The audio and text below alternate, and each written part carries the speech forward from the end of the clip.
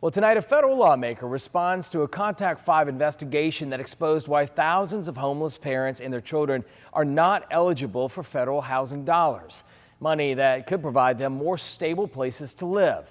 Contact 5 investigator Katie Legrone with his candid answer and why critics say changing the definition isn't the answer.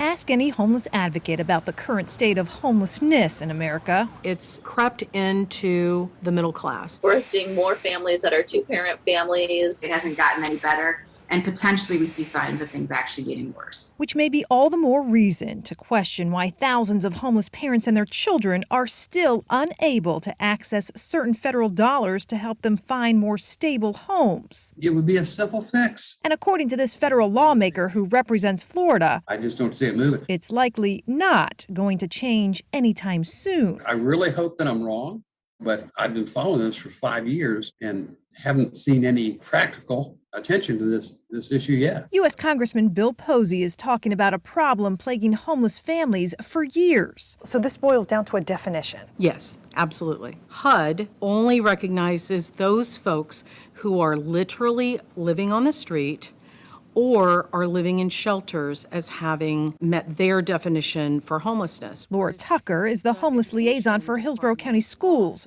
where more than half of students identified as homeless by the district are not living in a shelter or on the streets, but in some kind of shared housing, which makes them ineligible for certain HUD funding. Any parent will tell you they would choose that as opposed to living on the side of the road or in the woods or even in a shelter. As a parent, are you comfortable having your kids live on the streets or in a shelter? No. Such is the case for Marquita Ingram. It's something I fight hard to not have to,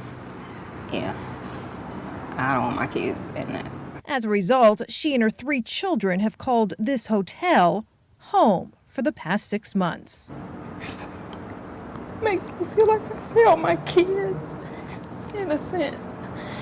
Even though I know I couldn't control it, but I feel that way sometimes.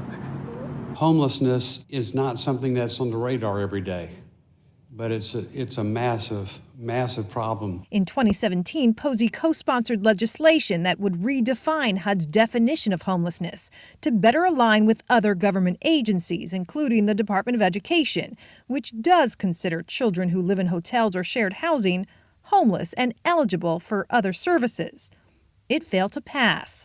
This year, similar bipartisan legislation has been introduced in both the House and Senate, but Posey isn't putting his money on change because HUD isn't pushing it. It's a monolithic agency who just doesn't want to make any change in procedure because it might be inconvenient. If we just flood the system with more families that have a place to stay, even though it's not perfect by any means, I don't think that's going to really help. But critics, including the CEO for the National Alliance to End Homelessness, believes the answer to helping more families isn't in changing a definition. What we need for these families is more affordable housing. But numbers. We're 7 million units short in the country of enough affordable housing for the low-income households that need it. That's what drives the homelessness problem. And putting people into shelter, if there even is shelter for them to go into, is not going to solve that problem.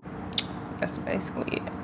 Until she can find affordable housing, this mom plans to stay put with her children in a hotel room, counting down the days. Hoping with maybe a couple more months, hopefully, if I can find something. It's just been kind of hard. In Tampa, Katie Legrone, WPTV News Channel 5.